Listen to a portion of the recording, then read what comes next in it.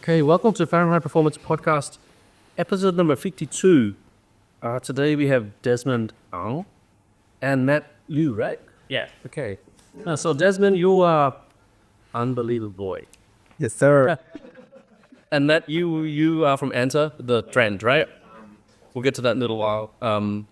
Desmond, why don't you just give yourself a bit of intro? Yes. Hi, everyone. I'm Desmond. So I have been doing this running thing for a while now. These few days, these few months, or maybe these few years, my main focus is on the marathon, right? So that's about it. Completed 6 marathon. Hopefully to do better and faster in the next few one. Okay. And then your PB for the marathon is 2:48, right? That's right. Where did you do that? Oh, just this year, earlier this year, in February in Osaka. Okay. Yeah. Next year. Yes, I'm trying to repeat the magic. Is it a favorite race, I think? I think it's a little bit of a lucky race. So this year it was rainy, the entire race. So I wore the Vaporfly 3. It's a little slippery, man. You know what I mean? But despite that, I feel good. It was fun. I wasn't kanjong at all. Yeah. So maybe a little bit of a lucky race rather than a favorite race. And we love Japan, so. But is it like in a cool climate? Like Oh yeah. good time of the year? Yes. It's about 10 degrees, give or take. Okay, that's optimal. And how long have you been running for, and why did you start running? Because you'd identify as a marathoner, right? Like long distance. Yes. I actually started off running the 400 meters Okay. from JC, right? So to do a little bit of guessing on my age, maybe almost 20 years, man. Yeah. Maybe almost 20 years. Yeah. Yeah. So why do I run the 400 is because maybe prior to me being a runner, I was playing basketball, or I was doing taekwondo. Well, Yeah, I'm a basketballer. Yes. So I think while I was doing all of that back in secondary school and everything, I take part in the annual sports day, right? And 400 has always been my event. Yes. So I do that, and then when I go to JC, I say, hey, let's try it out. Like specialized 400 and see what happens. Yeah, that lasted for only 2 years, and then I became a distance. And then why did you transfer to a longer distance? Actually, it is a little bit by, I'll call it fate, right? So my school back then, they have like a campus run. So run around the campus. Each round is 1K, right? So in an hour and a half, run as many as you can.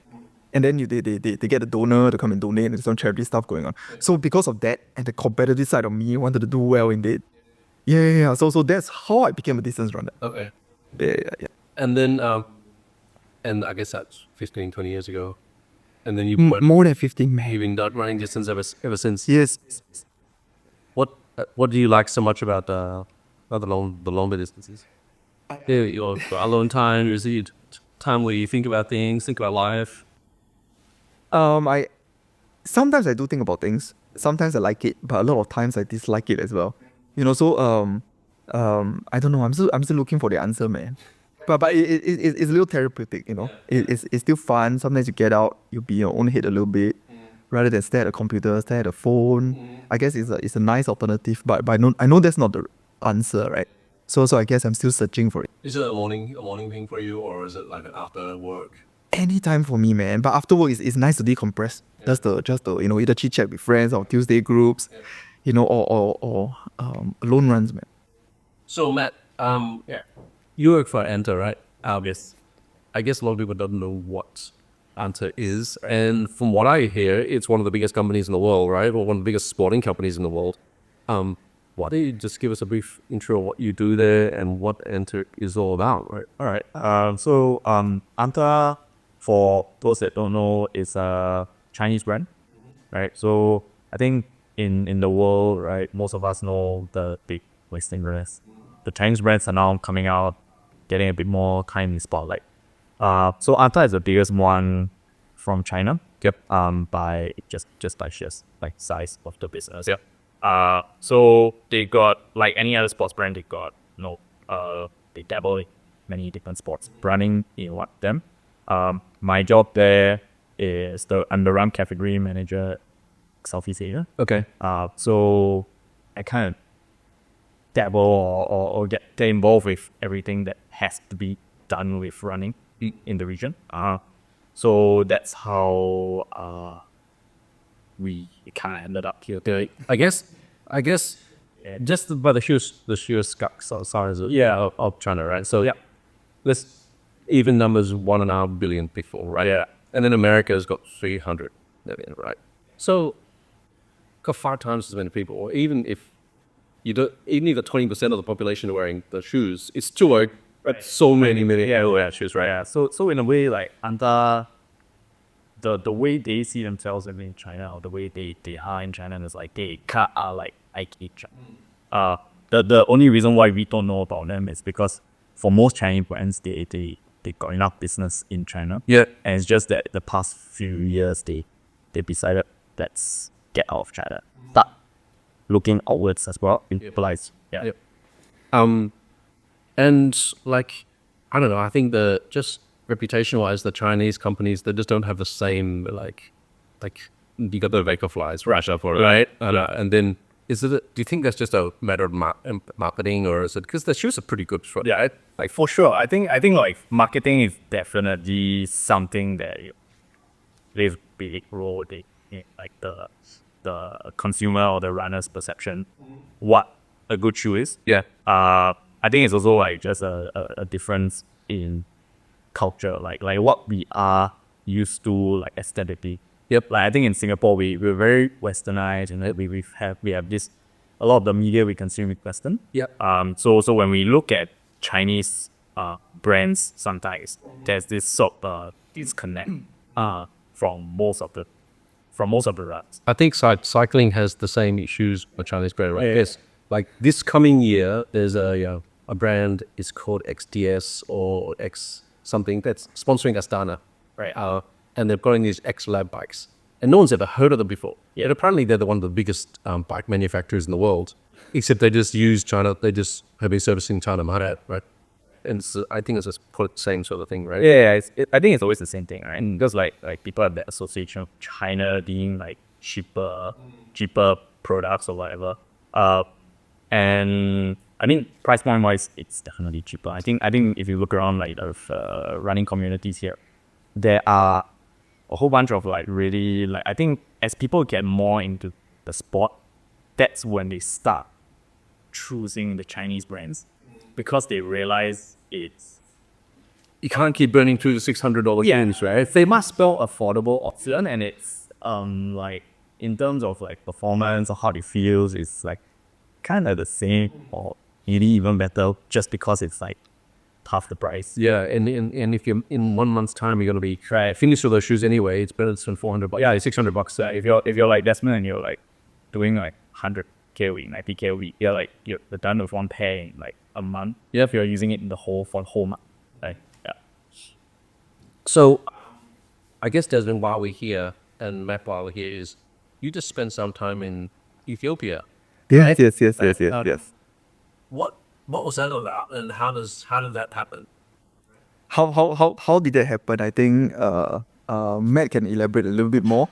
But I think ANTA has this opportunity, to basically fly us there for an immersion program, like a training program, hang out with some of the pros, hang out with some of the ANTA athletes, So I was given the opportunity. I said yes immediately, and then that happened. So how long were you there for? I was there, I think maybe a little bit more, maybe 8 days. I gotta get the dates right. I think 1st to 9.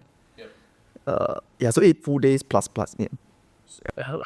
Like Ethiopia is just north of Kenya, right, and just sort of south of the Middle East, right? And it's at altitude, right? So is this basically like a super altitude camp for runners with the other elite runners that are all from that sort of Kenya, Ethiopia sort of area? Yes. Also, it is at altitude. I think we're just flying straight to the capital called Addis Ababa, right? Okay. So that's about 2008. That's basically where we stay at. Just like slightly north side of the main capital city. Okay. Yes. So it is at altitude. And then how did he become the athlete, right? Did you look at all the top 10 some looks the heteros runners at the top 10 like marathoners in Singapore and say, hey, reach out to him, or What was the deal? What was the deal, right? So we had one slot or one it's actually one, let's call it like a media rep, right? Yeah, for like someone to represent Southeast Asia. The rest of the like influencers or like running related media were coming from the Chinese side. So we only had one slot, and the easiest way for us to do it would obviously like to book Singapore. Yeah. Also because just language everything. So Desmond being like pretty he's gone like sub-3 in America. He's really involved with the running community. Yep. And then he has that reach. So those were like factors that we considered. Okay. And then after that, just extend the education and. So what was involved? You flew Ethiopia. Is there some sort of camp over there? Is it like a 5-star resort you had there, or what? And then you spent like 8 or 9 days there. Yes. Like running every single day. Yes. So exactly that. It really looks like just a running camp, right? I think to them it is luxurious, but to us it could be like a 2-star hotel maybe. Yeah. So like on a soul camp, you go out there and you got some. Yeah. So the resort, the sports resort, right? It's called Cananisa Resort. Okay. And then there's a track, there's a gym, and then our accommodations. It's just all walking distance, right? And some sort of canteen or some sort of. Yeah. They have like a canteen, but it's meal time. Then they have there's food. So it's How basically. much there? How much there in particular? So I think that is this region in Addis Ababa, we stay in Suluta, right? Okay. Yes. So this region I think is where there's a lot of runners who are based there. Okay. And then they like to train there. Okay. So I think it's slightly higher than Addis Ababa, so it's a 2008. It actually is a running. Yeah. town. Yeah, exactly. So you fly in, you catch a cab there, get your quarters. Who else was there? Was it just you and a coach, or did you have a whole bunch of, like, was there 20 people from around Asia? Yes. So there's a whole bunch of us there. There's the media team from China. Okay. They have the media agency there who are shooting, how the athletes train, and they have the pro team there, ANTA pro team, right? They are all Chinese, and then they're all Tibetans, in fact. Okay. Yes. Also, there's a bunch of people there. Altitude community. Yes. And how are they good? Are they good runners? Yo, they're really fast. So I just go into the first time I interacted with them was during lunch. Mm-hmm. So I just like, hey, speak to them in Chinese, and then ask them like, what's up? How fast you guys run? so the half marathon they are saying like just random, right? 57. No, not like that. That's the world record, right? So they are at about 63. Okay. Then when you're 64 and you're 63 and so the fastest guy who holds the Chinese record 61.57. That's the Chinese record. He's there. He's there. So they're asking like then I was so surprised their timing. I'm like, Singapore record is 66. I told them that. Then they're just like, is that you? I said no. I said I'm 77. So they're like, oh, Singaporeans are slow. And then, so what's a day in the life of a Ethiopian running camp? Right. So I just need to clarify that although there's a bunch of Chinese people there, there are people who come from all over the world to stay at the resort at different times, and the track that we go at right at the resort, I guess is like the meeting place for all the top runners there. So we see Something that's held by ANTA. Yeah, so it's a collaboration between ANTA, Cananisa Bikini, who's ANTA's like the whole running ambassador here. is that Okay, so is that his hotel? or where he lives or something. Well, it's where he lives. It's his home country. Yep.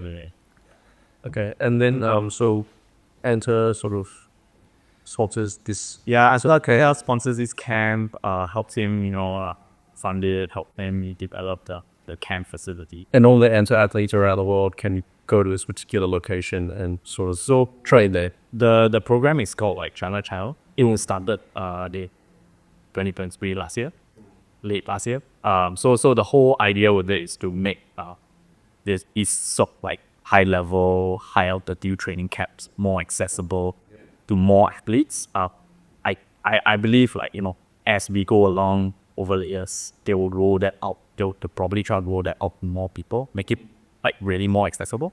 At the moment, it's like what Desmond shared. It's like, a lot of the Tibetan protein, the ANTA protein going there for Kumba to train and like possibly like break all records in like China.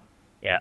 But like what you said, well, there are other athletes as well. It's not just exclusive to ANTA athletes. Oh, yeah.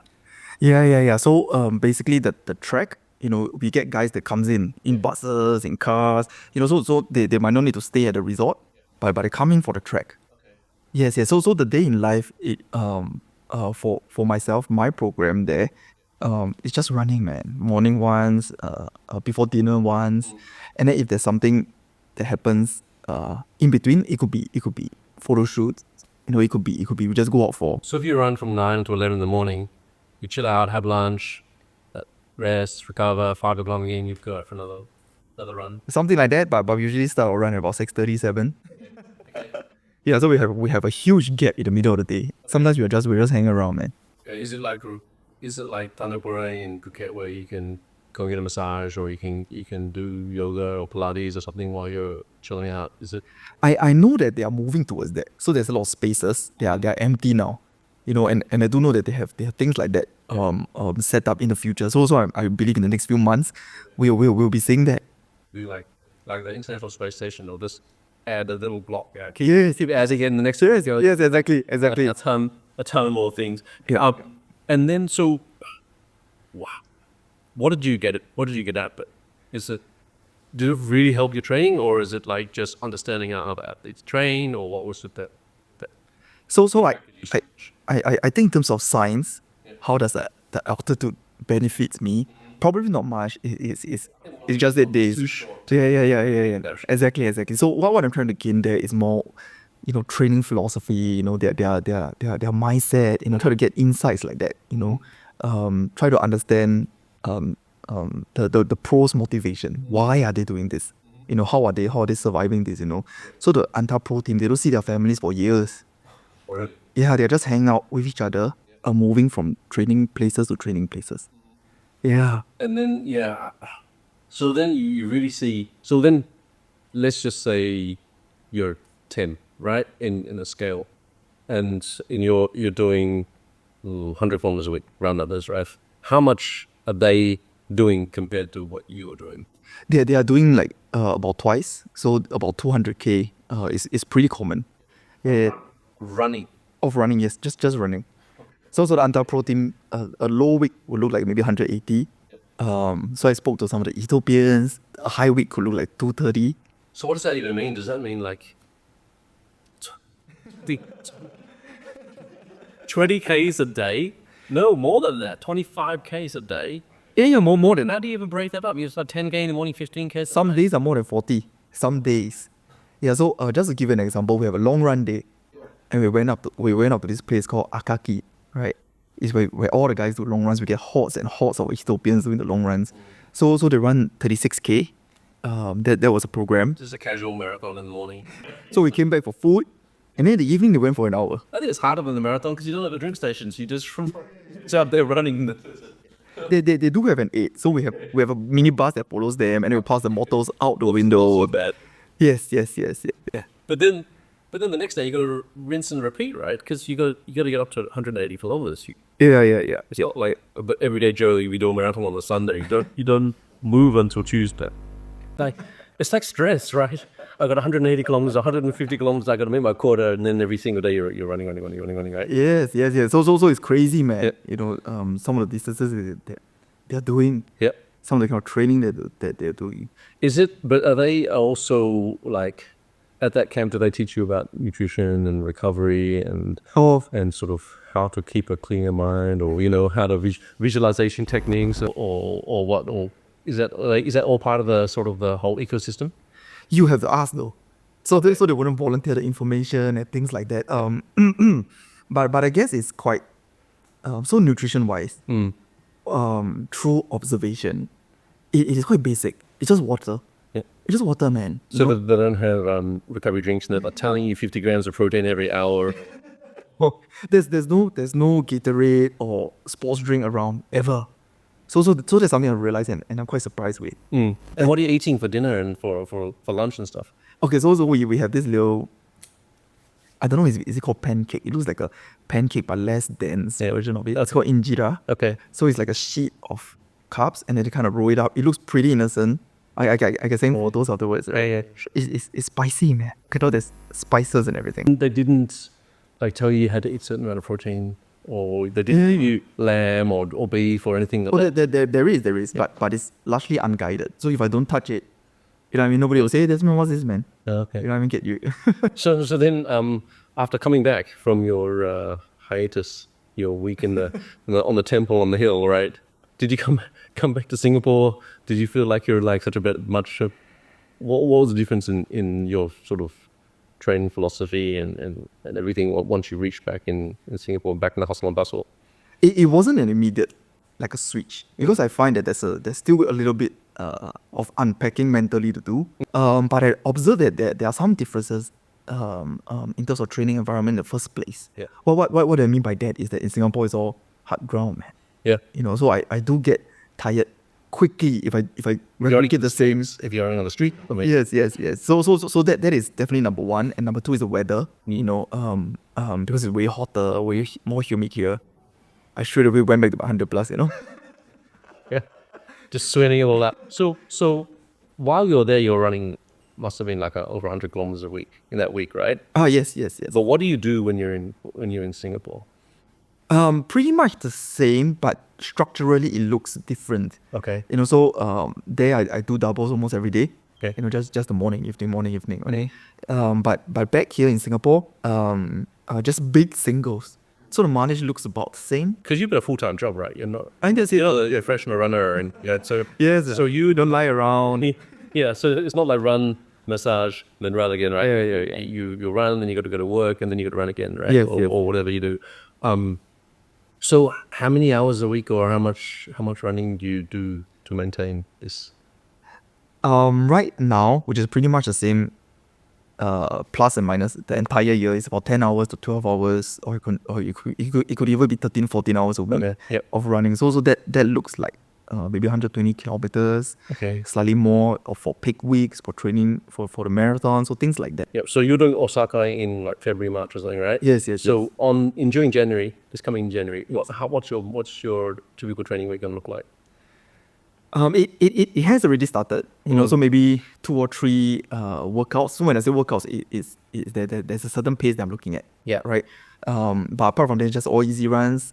Sunday it'll be a bit longer. Maybe Saturday looks a bit longer. So when I talk to Sean, it just sounds like he just goes and runs and he just gets better. Like, I know in reality it's not like that. You're doing intervals or you're doing structured training. You're doing hills or whatever, right? Is that how you? Exactly. Yeah. So Monday we try to do something a bit faster. Wednesday we try to do something a bit longer in terms of intervals, right? Yep. Yeah. So apart from that, it's just Are you training with any group in particular? Oh, not really. Okay. But I know that the group element is huge in Ethiopia. You know, so that was something that I really brought back with me, and I thought hard about. If you find if you find a good running partner or a good running group, it motivates you so much more to run faster, right? Like, Yeah. let's just say it's 6 o'clock every Saturday morning. They're meeting you on the corner. Yeah. And then 5:30 rolls around. You're in bed. You don't want to wake up. And then the 5 running buddies are down there waiting on the corner, right? More likely than not, that you're going to go out there and run with them, or at the 30 kilometers into your long run, you stop and rest, and then if they're still running, right? Yeah. More likely we dragged along as well to test the workouts, right? Yeah. I do have friends that sprinkles sessions, you know, that comes along, but nothing that consistent. And then, so I guess back to Ethiopia, right? So, ANTA, how often do they do these things? Is this camp running all year round, and then it's like these 10 are out and then another 10 go in, or is it just certain periods of the year? Because they only started it like officially end of last year. Yeah. This is the first time that they've invited like media or anyone that's not part of the ANTA pro team. Okay, so the pro team just lives and trains there mostly. No, they're kind of like in and out, But that's their base. That's where they go to you do probably like stay. They from what I've heard from my colleagues in China, they go there, they stay there for about a whole training block. So that could be a couple of months, 3 months, building up to whatever race they have. And how many people are on the pro team? I don't have the numbers, but like from like there are at least like the top guys and dailies from the sheets I've seen, like they've got about 20. Yeah. And then those are like the top ones that they bothered to highlight. And then they got a coach that's also from the region that they also have. Okay. So in the future, is this something that's going to be ongoing? Yeah. An ongoing thing? Yeah. And obviously it's pretty much invite only, right? But For now, invite only. Yeah. I think in the future, from what they said about making it, like trying to raise the level of distance running, like around the world, I think that's something that they'll probably try. I think we already see in other African countries, other African nations, and other companies where they have these services where you can fly into the country, train with these guys, train amongst the pros, the elites. Yeah. And you may not be elite yourself. You may be like sub-elite. Or it might even be like like cycling tourism in Europe, right? You go to Andorra and you might not be with the pro team, but there's all these other companies that do the same thing, right? Right. Yeah. Exactly like that. Yeah. Okay. And so, Desmond, you seem to be keep yourself quite injury free throughout this time, right? You said maybe a stress fracture here and there, but nothing crazy, right? Yes. Is there any secret to that? Do you do anything particular? Do you stretch before every run, or how do you stay injury free? I did this has been a focus to be honest the last few years, right? Especially when I approached mid-30s, So I think one of the things that I wanted to keep massagers like ready, not like a full session. Like, when I do my foam rolls, sometimes it feels like a full entire session, you know what I mean? After my training, I gotta do 20 minutes of foam roll now, So I keep a massage gun. I think that really helps. Yeah. You know what I mean? Also, your massage gun when you Yeah. So just a little bit. a T-band or calves or something. Yeah, exactly that. So on top of that, I try to do the, after runs, get some sugars in, especially the big workout. Yeah. So things like that, just small little things. Yeah. But logistically, it could be quite. And then recovery, do you have any like recovery boots, or do you drink protein shake after you finish your run? Not really. I try to keep it simple, man. I don't want to. A lot of people are using ice baths these days. Yeah. I know. But I try to keep it simple and make it like accessible to me always. So that is something that of course would be good to have. But I'm trying to make a session out of it. Yeah. Mm-hmm. And then motivation-wise, how do you keep yourself going, waking up, knowing that you got to run 15 kilometers a day, right? Roughly. So motivation-wise, actually I don't know why. So I still want to run fast, right? So I think that is something that basically gets me up in the morning.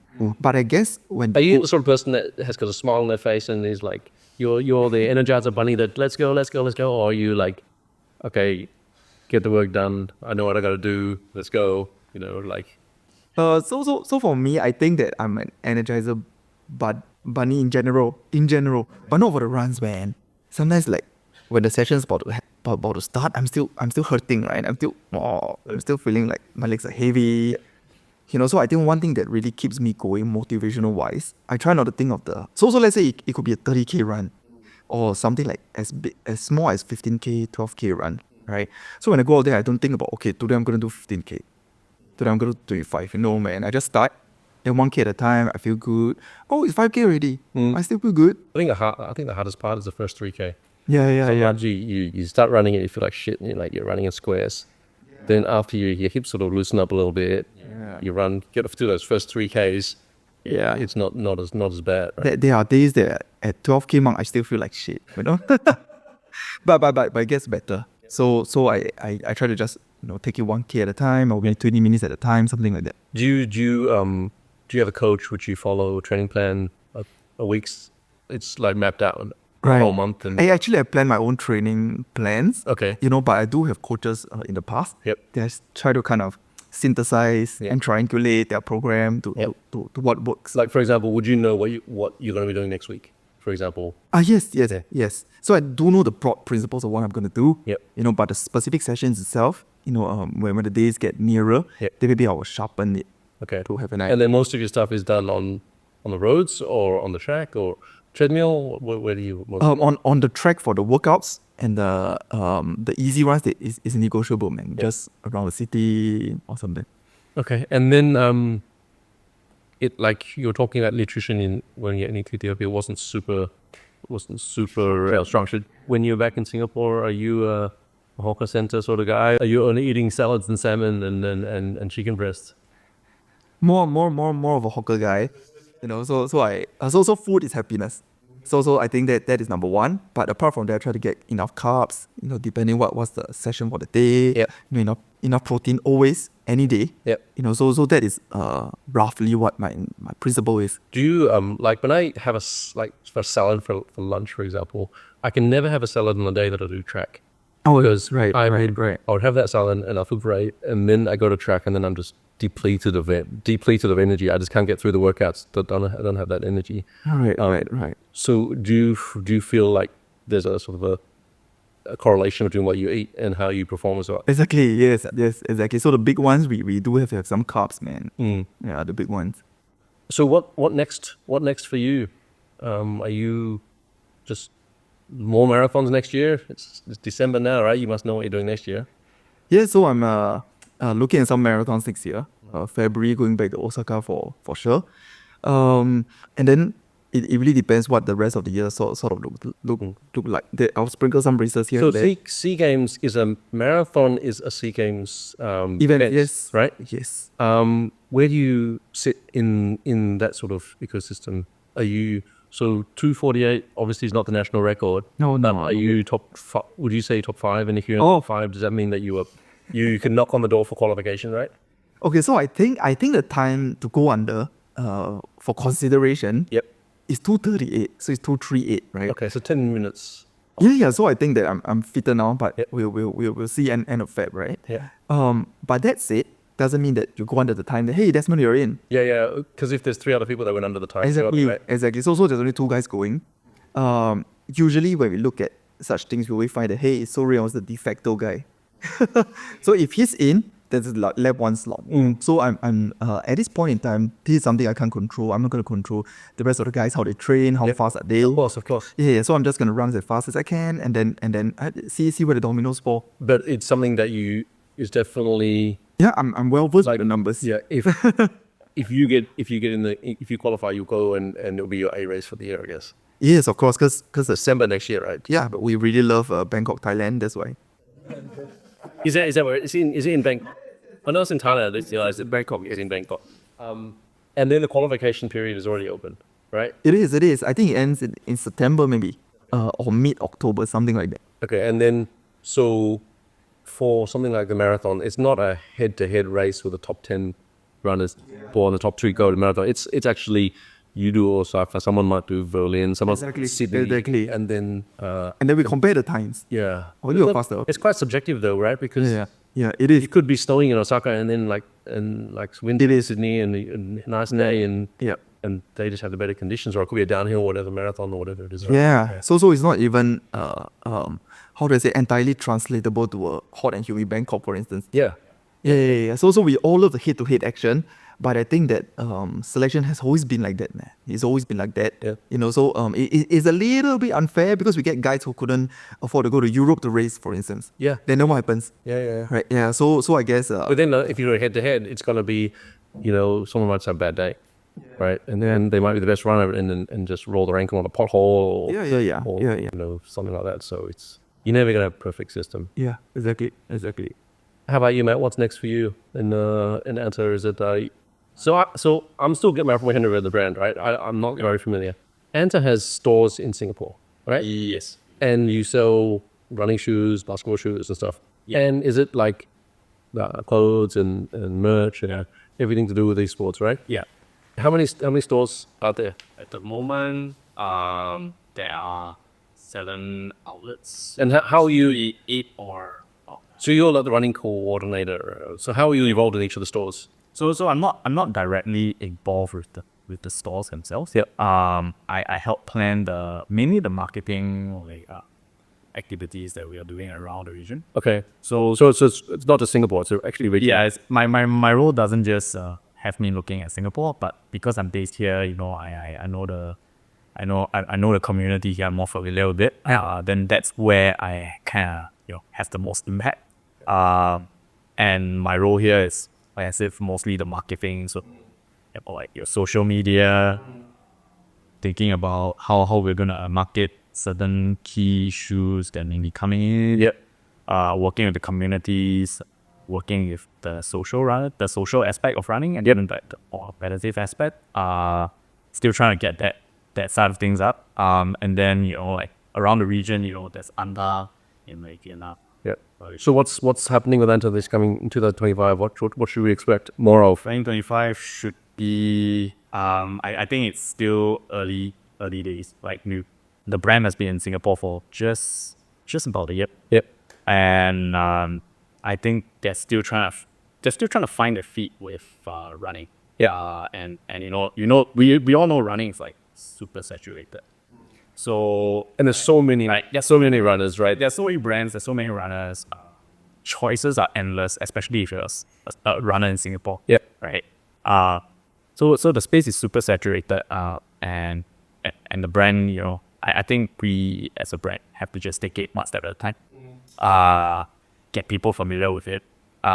Show them that there are quality products coming out from the brand, and then I think at the end of the day, it's an experience kind of thing, right? Like shoes are a product, physical product. You have to try them on. You have to get your feet on. It's not like something you just see online and then It's really hard to just look at a picture and go, I really want to wear that shoe, especially if you've not seen you've not seen it for the past 20 years of your life. Yeah. And then running shoes these days are so complicated. Yeah. Right? Like the amount that the toe rocks and then like the heel, some of them don't even look like I have a heel anymore. Let's give off the heat. It's like, So okay. So if I was a sub 3 hour marathoner and I wanted to go to one of these camps, is it something that that someone has just gone look for you? No, I don't think I could just send them right there. But I mean, if they do get in touch with me, and they when opportunities arrive, we can always see what happens, because I think like this experience with Desmond, It's almost like a pilot program, right? yeah, it's like a pilot program that we kind of got together really quickly. We just got it done. So I think that there are already groups that goes there, but they might not be affiliated with ANTA, so that they're just there, they book their accommodations and they just went there. So for instance, right before, I think even the ANTA Pro team, before they arrived, the Belgian guy, Bashir Abdi, so he trained there with a bunch of guys and he got silver in the Olympics marathon. Wow. Yeah, so it was, I saw photos with one of the Ethiopian who was hanging out there. He's like the manager, sometimes I think what Desmond said, the facility is not exclusive to just ANTA Yaboki.